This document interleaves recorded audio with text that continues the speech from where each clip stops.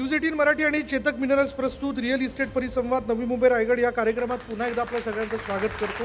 ज्यांच्या बोलण्याची आणि ज्यांच्या संवादाची आपण वाट बघतोय त्या अर्थातच नगरविकास विभागाचे अप्पर मुख्य सचिव असीम गुप्ता. मी श्रेयसी बॅनर्जी यांना विनंती करेल की आपण यांना व्यासपीठावरती घेऊन यावं.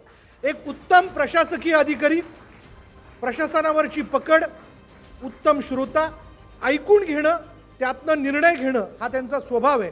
त्यांचं पुष्पगुच्छ देऊन आपण स्वागत करूयात. आज मुंबई, नवी मुंबई, मुंबई 3 नैना अशा वेगवेगळ्या विकसित होऊ बघणाऱ्या भविष्यातल्या शहरांबद्दलचा संवाद आज या व्यासपीठावरती आपण साधतोय. आणि आज वेळात वेळ करून आपल्यासोबत आहेत राज्याच्या नगरविकास विभागाचे अप्पर मुख्य सचिव असीम गुप्ता सर. सर, आपलं खूप खूप स्वागत. गेल्या वेळी देखील आपण वेळात वेळ काढून याच परिसंवादात आलेला होतात आणि बऱ्याच मुद्द्यांना घेऊन आपण बोललात. मी पहिलं माझ्या मनातला, सगळ्यांच्या मनातला कुतूहलाचा प्रश्न असं विचारतो. गेल्या वेळी तोच साधा शर्ट, साधी पॅन्ट, तोच पेहराव, कुठलाही बडेजाव नाही, कुठे पुढे मागे काही गर्दी नाही, हे कसं जमतं तुम्हाला? ॲक्च्युली मी माझ्या एरिटीपीने हेच सांगत होतो. तुम्ही सगळ्यांना बघून असं वाटतं की I am not very well dressed. So please bear with me. But it is better if your officer is not tied down. Right? It is better.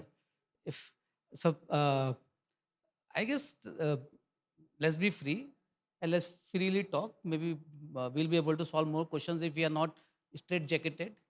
So that's the way to look at it, I guess. क्या बात आहे, क्या बात आहे. नाही, अगदीच मला असं वाटते ते खूप अनौपचारिक आहेत आणि थोडंसं मी त्यातल्या त्यात एक अनौपचारिक प्रश्न त्यांना विचारला की एवढं साधं राहणं तुम्हाला कसं जमतं? कारण तुमचं डिपार्टमेंट काही साधं नाहीये. ते अवघड आहे जरासं. तो या तो डिपार्टमेंट मुझे बदल दे या मैं डिपार्टमेंट को बदल दूं. चला प्रश्नांना हात घालतो की नवी मुंबई आणि रायगड हे वेगाने विकसित होणारी शहरं म्हणून समोर येत आहेत सर, सध्याच्या घडीला आपण बघितलं तर. आणि राज्याच्या गृहनिर्माण धोरणाच्या दृष्टीने एकूणच या भागाचं तुम्हाला काय महत्व वाटतं? तुम्ही त्याकडे कसं बघता? आणि सरकारची यातल्या मुख्य प्रायोरिटीज काय आहेत? म्हणजे प्राथमिकता काय आहेत विकासाच्या दृष्टीने? सर्वप्रथम तर असं आहे की आता नवीन सेन्सस येतील, नवीन फिगर्स येतील. पण शहरीकरणाच्या हे वाढणारच आहे, याच्याबद्दल काही दोमत नाही. महाराष्ट्रासाठी आणि देशासाठी हे क्षेत्राचा जो काही महत्त्व आहे, तो वाढतच जाणार. व्हॉटेव्हर वी से की ते थोडा जास्त जो काही डेव्हलपमेंट आहे, तो थोडासा जास्त स्प्रेड आउट व्हायला पाहिजे. परंतु हे वस्तुस्थिती आहे की एखादा कोणत्याही क्षेत्रामध्ये क्रिटिकल मास आला, तर तिथे आणखी जास्त येते, राईट? तर हे क्षेत्रामध्ये आणखी जास्त लोकसंख्या येणार आहे, आणखी जास्त विकास येणार आहे. आणखी हे क्षेत्र महाराष्ट्रासाठी आणि देशासाठी एक जो भी आपण ग्रोथ इंजिन म्हणतो त्याच्यामध्ये त्याचं महत्त्व वाढतच जाणार आहे. आता हे सगळं माहीत असताना आपल्याला जो काही नवीन लोक येणार आहे, नवीन ॲक्टिव्हिटीज येणार आहे. जर आपण आतापासून प्लॅन केला नाही, तर आपल्याला फिर स्लम्स दिसतील, आपल्याला लोकांना अडचणी होताना दिसतील. लोकांना 2-2, 3-3 तास ट्रॅव्हल करावं लागतं. बिलकुल ते प्रवास. सगळं दिसणार. हं, आणखी that is frankly A failure of planning. बिलकुल. आता याच्या पूर्वी जो 30-40 वर्षामध्ये झाला, तर त्याच्यामध्ये असं वाटतंय, की त्यावेळी जो काही आपल्याला त्यावेळी we did not have that kind of a capacity also financial. We did not have capacity in private sector also. जसं मी आता प्रत्येक वेळी ही गोष्ट म्हणतो, की आता सर्वात 3 चांगली गोष्ट जो होत आहेत, तर अशी होत आहे, की we have a very competent private sector. याच्या 10 वर्षापूर्वी जेव्हा मी टेंडर काढायचो एक टनेलसाठी, तो एकही इंडियन कंपनी क्वालिफाय करायची नाही. आणि 5-5 आता 5-5, 6-6 कंपनी फाईट करतात. एखादा मोठा 1,00,000 कोटीचा जर प्रस्ताव करायचा असेल, तर पूर्वी एकही डेव्हलपर असा भेटायचा नाही, की ज्याची इतकी कॅपॅसिटी असेल. आता 5-6 डेव्हलपर त्याला फाईट करतात. तो competent private sector is huge और त्यांची कॉम्पिटन्सी मागच्या 10 वर्षामध्ये इतकी वाढलेली आहे. तर this is one of the biggest strength. Second thing is frankly the whole world is ready to loan us. तर आता आम्हाला जो काही तुम्ही जर बघितला आता आपण एक जो उरणचा रस्ता करत आहे, तो 58,000 करोडचा एक रस्ता आहे. आता आपल्याला सर्वांना आता अटल सेतू दिसला, ते 22,000 कोटीचा एक रस्ता. त्याच्यात 4 पटीचा रस्ता होता. ते 88,000 कोटीचा रस्ता होता. तर आतापर्यंत 2 मध्ये तोडला आणि 58,000 कोटीचा रस्ता यावर्षी सुरू होईल. फिजिकली काम सुरू होईल कारण the whole financials have become it is becoming easier to raise finances. कारण महाराष्ट्राने आणि देशाने प्रूव्ह केलेलं आहे, की इथे जो काही आतापर्यंतचे आपण जितके लोन घेतले ते कधीही डिफॉल्ट केले नाहीत. तर first thing increasing competency of private sector. Second thing is competency to raise money. And third thing the vision of people whom we have as leaders. मी तुम्हाला सांगतो जेव्हा 32 वर्षापूर्वी जेव्हा मी सर्व्हिसमध्ये आलो, तो एक तो PPP and BOT was supposed to be bad words, right? Everything government was supposed to do. Anything project जो 50 कोटीचा असेल तरी वाटत असेल की काय आहे? आता जर ते 5,000-6,000 कोटीचे प्रोजेक्ट नसते, तर काही ज्याच्यामध्ये जास्त काही आम्हाला काही भीती पण वाटत नाही, राइट? तो व्हिजन हॅज बिकम ह्यूज. आता 3,00,000 कोटीचे मेट्रोचे काम चालू आहे. Right? You are having a total works which is going on in MMR region today from housing and this. एक तर धारावी जो आहे तो ते 2.5 लाख कोटीचा प्रस्ताव आहे. So vision of our leaders have increased hugely. So these three things, visions have increased, money is not an issue theoretically, and thirdly, we have a very competent thing. या तीनच्यामुळे जो आता तुम्हाला जो काही ग्रोथ दिसत त्याचा जो काही स्पीड दिसत आहे, त्याच्यामध्ये आणखी एक्सेलरेशन एक्सपेक्टेड आहे. Now coming back to the first thing, जर आज आपण प्लॅन केला नाही. आता पण कधी-कधी लोक म्हणतात, की त्यावेळचे इतके मोठे-मोठे रस्ते प्लॅन केले सी-एस-टी याचे, त्या क्षेत्राचे, साऊथ मुंबईचे, ते अंग्रेजांनी जो केला तो त्यांनी 100 वर्ष पूर्वीचा प्लॅन केला. आता आपण यूएसमध्ये किंवा युरोपमध्ये जातो, तो त्यांनी 100 वर्षापूर्वी जो काही प्लॅन करून ठेवलेला आहे, तो आता त्याच्यामुळे जर आपण आज मोठे काम केले नाही, तर हे जो काही ग्रोथ होणार आहे, याच्यामध्ये प्रॉब्लेमच्या सह होणार. आणखी it's very difficult to solve a brownfield problem. तर विथ दॅट फीलिंग, की आपण जो काही करत आहे, मे बी आपण 5 वर्षापूर्वी, 10 वर्षापूर्वीपासून करत आहे. परंतु या कारणामुळे आपण आता एन-टी-डी-ए जो केला, जो नवीन मुंबई 3 म्हणतो आपण, तो बिलकुल. तो 323 किलोमीटरची आहे. Right? Mumbai today is 474 square kilometer, but the actual area which is under use is only 200. So you are having full one Mumbai coming there. Your Naina is being developed, which is 206 square kilometer.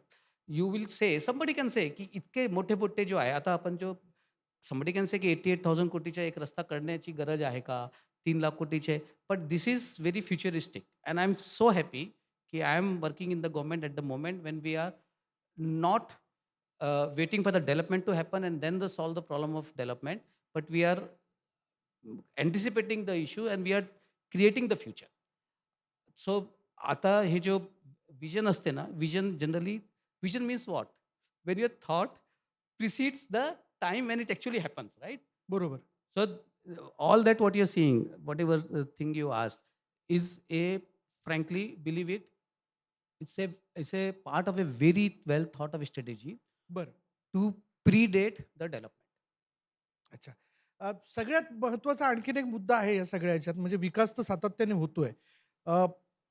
लोकं रोजगाराच्या दृष्टीने, नोकऱ्यांच्या दृष्टीने शहराकडे धाव घेतात आणि अर्थात मोठ्या शहरात आल्यानंतर प्रत्येकाचं स्वप्न असतं एका कालावधीनंतर, की स्वतःचं परवडणारं घर. ही परवडणारी घरं याचं स्वप्न आपण वर्षानुवर्ष बघतोय. पण महागाई वाढते, खिशातला पगार जो आहे तो टप्प्याटप्प्याने वाढतोय, वाढत नाही असं नाहीये.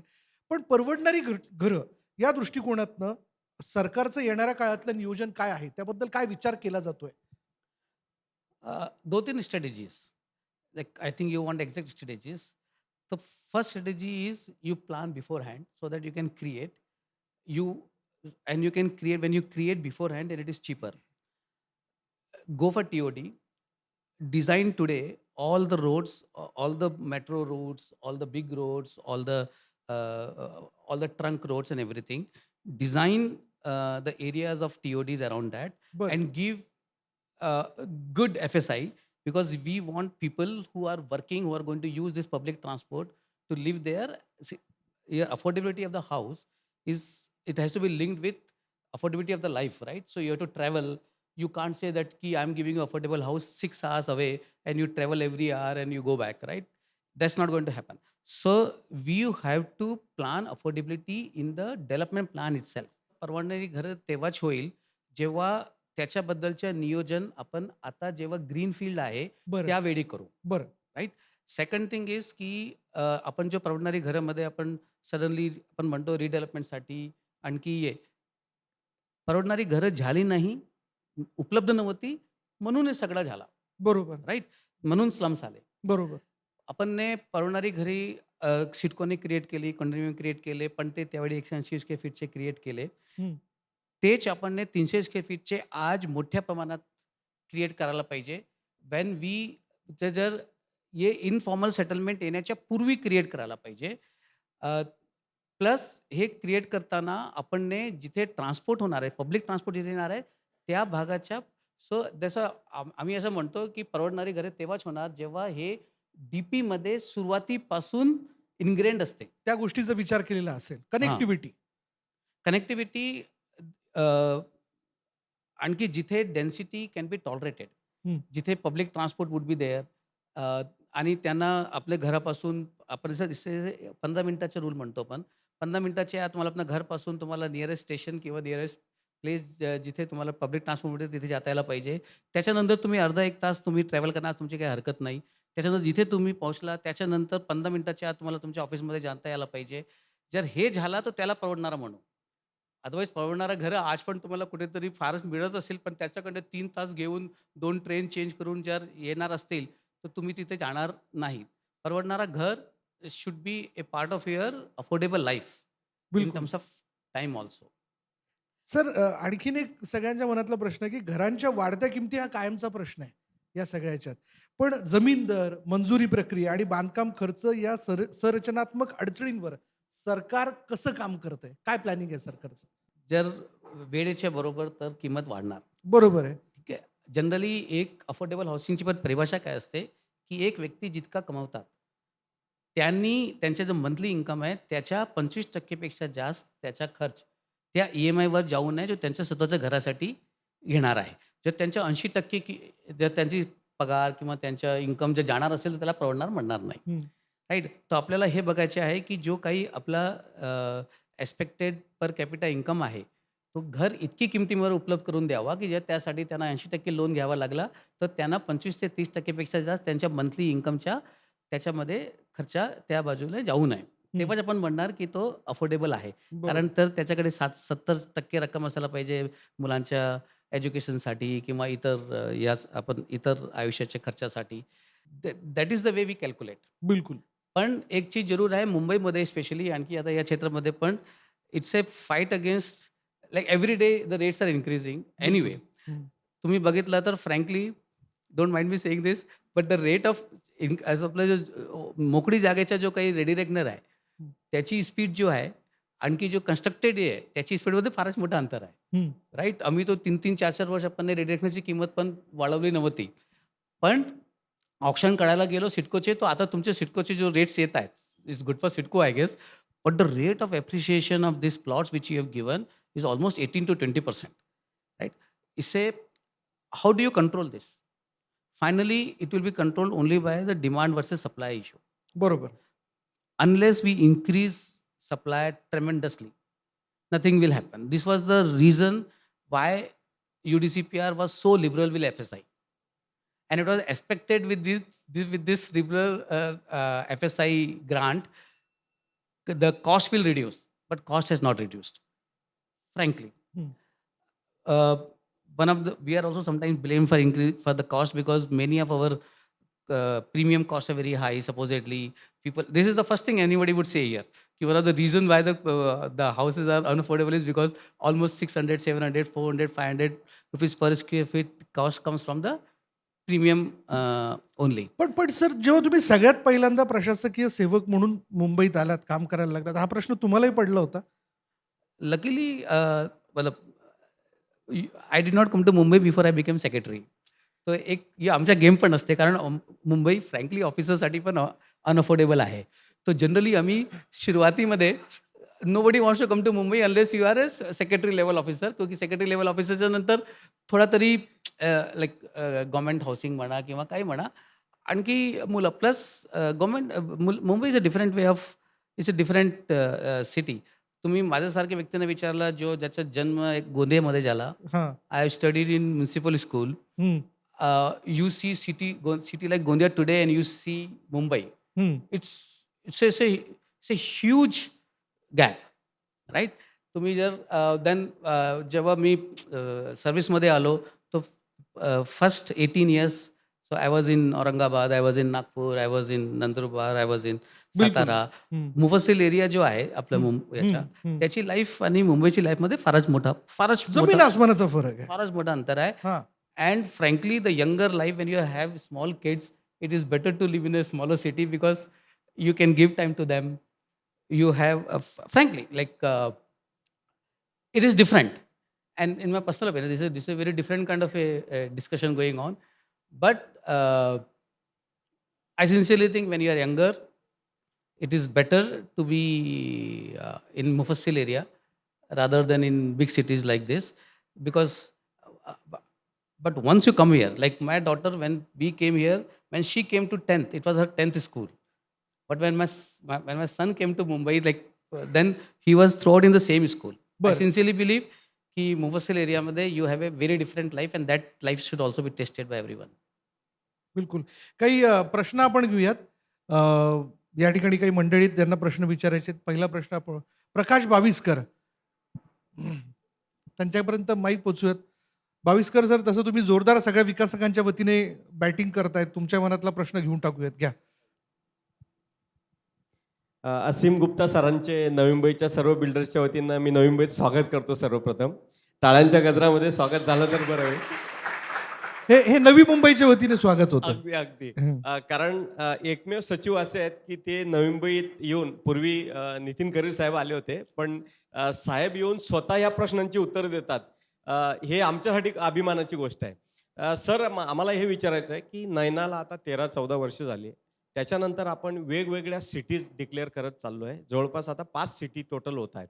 म्हणजे खूप मोठा ह्यूज एरिया, मगाशी आमचा डिस्कस झाला की ह्यूज एरिया आपण प्लॅन करतोय, पण प्रत्येकाचं डेव्हलपमेंटचं मॉडेल वेगळं आहे. पण त्या मॉडेलमध्ये जोपर्यंत जमीन मालकाला विश्वासात घेतलं जात नाही आणि त्याच्याकडून जमीन घेतली जात नाही, तोपर्यंत विकासच शक्य नाही सर. कारण 13 वर्षात हे नयनामध्ये सिद्ध झालं. पूर्वी नयना स्कीम होती, नंतर आपण टीपी स्कीम आणली, करीर साहेब असताना आम्ही मागणी केली होती, ही आणली. तर ते सगळं बरोबर आहे, पण जोपर्यंत मूळ मालक, आता काही ठिकाणी 22.5%, काही ठिकाणी आपण 40%, काही ठिकाणी वेगवेगळे रेशोमध्ये आपण मागतोय, त्यांना ऑफर करतोय. पण त्यांना जोपर्यंत तुम्ही विश्वासात घेणार नाही ना, तसं होणार नाही. आणि नयनामध्ये 23 गावात आपण टीपी स्कीम करतोय, परंतु उर्वरित गावात आपला 13 वर्षात प्लॅनिंग पण नाही. कमीत कमी इकडे तरी टीपी स्कीमचं प्लॅनिंग झालंय, तर ते बाहेर तरी काढा ते गावं आमचे. बरं. तो ये वस्तुस्थिती आहे की आम्ही एकदा काहीतरी प्लॅन करून टाकतो की इथे NTDA झाला, इथे हे झाला, आणखी सगळा everything comes to a standstill, because then you have to wait for us to do. आणि सर्वात मोठी गोष्ट आहे की आम्ही आतापर्यंत जो काही वेगवेगळे केले, कधी 12.5% दिला, कधी 22.5% दिला, आता कोणाला 40% पाहिजे. फ्रँकली नाउ प्लीज बिलीव्ह दिस की इट इज स्टेबलाइज टू 22.5%. आता जो म्हणून आपण जो आता नवीन मागच्या कॅबिनेटमध्ये जो सँक्शन झाला, जो नवीन NTDA करत आहे KSC just south of new Mumbai, 323 किलोमीटरचा जो MMRDA करत आहे, त्याचे आम्ही डिस्पोजलचे आणि लँड ॲक्विजिशनचे रूल्स जो फायनल केले, त्याच्यामध्ये फर्स्ट गोष्ट होती की आतापर्यंत सिडकोने जो स्टेबलाइज केलेले प्रोसिजर आहे, ते तसं की तसेच ठेवावे. कोणत्याही परिस्थितीत लोकांना असं वाटू नये की MMRDला गेले तर वेगळा मिळते, सिडकोला गेलं तो वेगळा मिळते. नाहीतर ते सिडकोच्याकडे जेव्हा मोर्चा घेऊन येतात, तो ते MMRDचे सांगतात. जेव्हा MMRDच्याकडे मोर्चा घेऊन गेले, तर ते सिडकोचे सांगतात. 22.5% of developed plot against your original land holding which was under the full potential, that is now settled. And please, nobody should ask for a variation to that. Because any variation then again destabilizes the whole thing and gives wrong hopes sometimes to the owner, and the people then hold on to it. Maybe जर त्यांना जर 40 मिळत असेल, तर मी पण वाट बघतो, मला पण 40% मिळतील. राईट? तर and frankly, whatever is become a standard that I'm telling you, and this is what is being going to be followed in every place now. This is stabilized, and not only in New Mumbai. And not only by MMRDA and SIDCO, even in PMRDA, even in NMRDA, all RDAs will have the similar rules, and generally we will not allow deviation. Any deviation in any place hurts somewhere else also, right? So, सर्वप्रथम जर तुमची जमीन आम्ही NTDA मध्ये पूर्णपणे विकत घेत असतील, तर आम्ही तुम्हाला as a compensation developed plot 22.5% देणार. Done. This is fixed, right? जर तुम्हाला प्लॉट पाहिजे नसला, तर तुम्हाला जो लार ॲक्ट आहे त्याप्रमाणे देणार. तुम्ही स्वखुशीने दिला तर लार ॲक्ट प्लस 25% देणार, स्वखुशीने नाही दिला तर लार ॲक्ट करणार आणि जो काही किंमत येईल ते देणार. There is no difference in this thing, right? Thirdly, आम्ही पास थ्रूचा एक केलेला आहे की जर मोठा कोणी आला त्याने सांगितलं की आम्हाला आता 1200 एकरवर आम्ही एक सिटी करत आहे तिथेच. तर तिथे अ, अ, ते जो एजन्सी आहे ज्यांनी हे करायचे आहे, ते त्यांनी निवडलेली आहे. ते जागा तर आम्ही पास थ्रूचे जो काही एम-आय-डी-सीची पॉलिसी होती, ते वर्ड टू वर्ड तंतोतंत तेच इम्प्लिमेंट करणार. कोणत्याही प्रकारे कोणाला हे सांगू देणार नाही की एम-आय-डी-सीची पॉलिसी जास्त चांगली आहे. तर नवीन पॉलिसी करताना standardisation of policy has become our fundamental decision point. We do not want to apply our mind again. And we do not want to tell people that this is up for further negotiation, जी. right? This is what is the only thing. Lastly, TPS. TPSमध्ये आम्ही विकत घेत नाही. जो तुम्ही म्हणतात की 40% जागा देणार की 60% देणार. तिथे depending upon the location we want maximum land to be given back to the citizen in terms of TPS. TPSमध्ये आम्ही काही विकत घेत नाही. तिथे the ratio would be between 50 to 60. Right? It cannot be as low as 40. It cannot be as high as 65, 70. Because finally, you are developers, you know 25% जमीन रस्त्यावर जाणार, ओपन स्पेसेसमध्ये जाणार. 15% आपल्याला ते विकत काही जागा आम्हाला पाहिजे, जो विकत घेऊन आम्ही रस्ते करणार. तर believe around 50 to 60% would be the land which will come back in TPS. In NTDA, 22.5% land will come back. This is now settled. Please do not reopen this. पुढला प्रश्न घेऊया देवांगजींचा. हां, देवांगजी. Sir, we request for Naina or MMR, at least there should be some stakeholders committee. Earlier when Bhatia sir was there, we had a stakeholders committee. We had weekly meetings, monthly meetings, and some kind of deliberation ho raha tha. Abhi there is a complete, what we say, it is like you take it or leave it, that kind of a scenario has arisen in all the schemes. Eventually, sir, कुछ भी होने तो चलेगा. At least we should be heard out before the scheme नहीं, is per announced. we means the owners. Owners, landowners, developers and villagers, both put together. Stakeholders में sir सब आ गए sir. G. Okay, and the idea is to debate and finalize Yes sir. the. Something bet co-creatively आपने जैसा बोला, we can come up and build on each other. We come out with something which is win-win. जी. देवांगजी आपण थोडक्यात घेऊ. सरांना निघायचं आहे, त्यांच्याकडे वेळही कमी आहे. हां, प्लीज.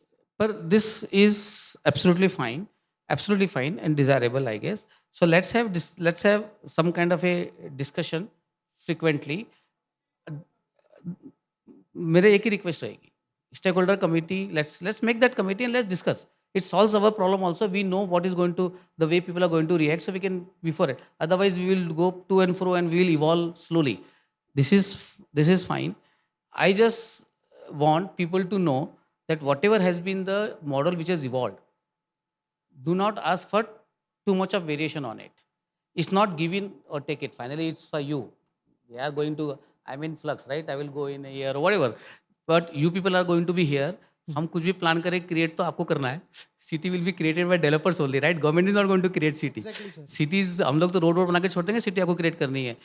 स्टेक होल्डर कैसे होनी चाहिए, इस पर विचार करते हैं. And let's have some kind of a forum created where we can discuss so that people also know.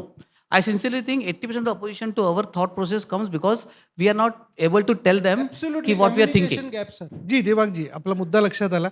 Sir, Sir. second and last नहीं, is we generally have a lot of difference of opinion between NMMC and SIDCO. Sir, आप ही के दोनों You know what was the बच्चे- best strategy? Make the joint MD of SIDCO the MC here. काही प्रश्न सरांच्या प्रत्यक्ष भेटी करता पण ठीक Sir, आहे. please- देवांगजी आपण please हां? look into it, please sir. Please please please. मी सरांकडे वेळ पण कमी, त्यांना जायचंय. करणजी, हां. Sir first of all it's an honour to be in your presence. Sir मेरा है ना एक बहुत ही ब्रॉड स्पेक्ट्रम क्वेश्चन है. जनरली अभी एक रिसेंटली एक पॉडकास्ट पे किसी रियल एस्टेट गुरु को पूछा गया कि what is the best place to invest in land right now, तो उन्होंने मुंबई 3 MMR का जवाब दिया. So what is UD's vision for Mumbai 3? Oh, Mumbai 3. Yes. See, Mumbai 3 is going to be NTDA. This means it's going to be on a new Mumbai kind of model where we are going to purchase of the land and plan the whole thing and then do. This is what we did in. So that is a technical answer ki it is going to be NTDA. It is not going to be TPS. Naina will not come back to NTDA. It will remain TPS. Right? So model is going to be NTDA. We want people, like we want to give some kind of a choices to people who want to come and invest. Finally, what we do here, we bought every land. When we converted into layouts, we sold the plots, and you people came and created it. The biggest problem with biggest problem in the sense that New Mumbai has come out fantastically well, but there is a big issue. Which the issue is because they did the layout, they sold the plots, so we never sold huge plots. We never sold plot of 100 acres, 150 acres. So if somebody wanted to have an ITP kind of a or a big area development, you could not do it. You were forced upon to do the development which were structurally designed by Sitco. This is we do not want there to happen. So though it is going to be NTDA, we have got 2-3 different models of people coming to develop it. So pass through is this: you come, you choose 100-200 acres, and then we purchase for you, and then we pass through and give it to you, right? Second big thing, which actually is a big, I guess people have realized it. Almost 20 lakh crores of investment have been promised. Even if it 60-70%, which is our regular thing, at least 10 lakh crore will get into these areas in next 10 years. And today, because of the data centers and other things, huge requirement of big parcels of lands. So another thing which we have added is FDI. If somebody is coming with FDI, then we will give him without tender. जी. Third thing, if you can go and frankly get hold of or get your interest created over a large piece of land, minimum 100 acres, then you can come and say that don't purchase my land, and we will do the joint development. So this is one model which was not there in New Mumbai. So whatever we learned from New Mumbai, we have put in there. If you want to know exactly the way we are looking at disposal of lands and allotment of lands and the Kickstarter development, New Mumbai was great, could not be done in Naina. Naina TPS also kind of failed in the sense it has taken too much of time. जी. All these learnings have changed the models for NTDA, and sometime in that kind of a forum, we should be able to tell you the different models. Otherwise, just wait for 5-6 days. When the new GR is coming up, which is enlisting all the rules of development of land in Mumbai 3, then I guess 60-70% at least thing. But please also, last thing to say this, nobody is writing Bible or Gita, right? कि once written 2000 years कुछ नहीं बदलेगा, ऐसा कुछ नहीं होने वाला. If there is something which needs to be changed after we have published the rules, if you think so, then please do come. We will modify it. We have also, but all the learnings of New Mumbai and SIT and Naina has gone into it. Hopefully you will be satisfied. बिलकुल. पुढला प्रश्न आपण घेऊयात राकेश प्रजापती जी. Sir, थोडक्यात. I just heard you were talking about 58,000 square road project in Uran. So I just wanted you to throw some more light on it. नाही, it's a Uttan Virar project. सी ते जो प्रोजेक्ट आहे ना, ते आपला जो कोस्टल रोड आहे, तो जो कोस्टल रोड आता फ्रँकली आतापर्यंत जो काम चालू आहे, तो मीरा बँदपर्यंत पोहोचलेला आहे. त्याच्यानंतर आम्ही विरारपर्यंत घेऊन जाणार. ते जो फुल सी लिंक आहे, तो sea link is almost 3 times is 50 some odd kilometer long. That coastal road जो आहे, तो ते तुम्हाला नरिमन पॉईंटवरून विदाऊट एनी ट्रॅफिक लाईट ते तुम्हाला विरारच्या पुढे सोडणार. आणि ते जो आहे, तो ते देन आपला जो समृद्धी कॉरिडॉर जो येत आहे, तो ते त्यातनं डायरेक्टली कनेक्ट होणार. तिथे जो वाधवन जो नवीन 75,000 crores जो नवीन जो पोर्ट येत आहेत, आणखी एक नवीन त्याचे लोकेशन फायनल झाले नाही, एक थर्ड एअरपोर्ट तिथे येणार आहे. तर ऑल दिस तुम्हाला नरिमन पॉईंटवरून थर्ड एअरपोर्टला वाधवन पोर्टपर्यंत विदाऊट ट्रॅफिक लाईटने जायचे आहे. त्यासाठी जो फक्त एक लिंक जो राहिली होती, तो 88,000 crores होती. तर ते फारच फ्रँकली त्याच्यामध्ये त्याचं डुप्लिकेशन होतं. तो आता फेज 1 मध्ये फक्त 58,000चा केलेला आहे. तो उत्तंत विरार आहे. याच्यानंतर तुम्ही नरिमन पॉईंटवरून विरारपर्यंत पोहोचणार विदाऊट ट्रॅफिक लाईट. धन्यवाद. खरं तर आपण अधिक प्रश्न घेऊ शकलो असतो, पण सर धन्यवाद. आपण फार वेगवेगळ्या प्रश्नाची उत्तरं या ठिकाणी देऊ केली. पण मी आणखीन थोडा वेळ तुमचा घेणार आहे, पण जाता जाता मी एवढंच म्हणेल की तुमच्यासारखे कुशल प्रशासक अधिकारी या विभागात असतील तर केवळ कागदावरतीच न राहता मूर्त स्वरूपातल्या बऱ्याचशा गोष्टी ज्या आहेत आपल्या समोर दिसतील, आणि त्यासाठी तुम्ही हिरिरीने काम करताय. तुम्ही उत्तम श्रोता आहात, सगळ्यांचं ऐकूनही घेता, आणि त्याचबरोबरीने उत्तर देऊन त्यांचं समाधान करण्याचे प्रयत्न करता. आपल्याला खूप शुभेच्छा आणि धन्यवाद. आणखी थोडा वेळ मी घेईल. जी मंडळी आपल्या कार्यक्रमात आज इथं सहभागी झाली त्यांचं मानपत्र देऊन आपण सरांकडनं गौरव करणार आहोत. प्राजक्ता. धन्यवाद विशाल. तर आजचं हे फायर चॅट अत्यंत उत्कृष्ट आणि प्रवर्तक झालेलं आहे. आजच्या या कार्यक्रमात उपस्थित राहिलेल्या सगळ्या मान्यवरांचं मानपत्र देऊन आता आपण आभार मानणार आहोत. सगळ्यात आधी मी बोलवते बाविस्कर ग्रुपचे CMD मिस्टर प्रकाश बाविस्कर. त्यानंतर भूमी होम्सचे MD श्री रसिक चौहान, पॅराडाईज ग्रुपचे MD मनीष बठीजा, डेल्टा ग्रुपचे पार्टनर प्रशांत पटेल, त्यानंतर प्रोग्रेसिव्ह ग्रुपचे MD मिस्टर देवांग त्रिवेदी, कामधेनू रिॲलिटीजचे संचालक करण सबलोक, चेतक मिनरल्सचे CEO विजय गौडा आणि एस्कॉन इन्फ्रा प्रिस्टेस LLPच्या मॅनेजर श्रद्धा भुजबळराव. त्यानंतर क्रेडाई BNMचे व्हाईस प्रेसिडेंट चिराग शहा,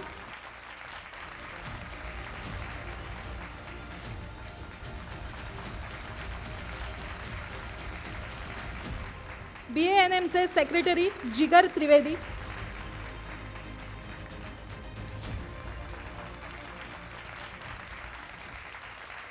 या परिसंवादात सहभागी झालेल्या सर्व मान्यवरांचे आणि उपस्थित प्रत्येक प्रेक्षकांचे मी मनापासून आभार मानते. मी प्राजक्ता तांडेल, न्यूज 18 मराठी प्रस्तुत रिअल इस्टेट परिसंवाद, co presented by Chetak minerals, co powered by Escon infra प्रिस्टेस LLP, रिलायन्स इंडस्ट्रीज लिमिटेड आणि क्रेडाई BNMच्या वतीनं आपला निरोप घेते.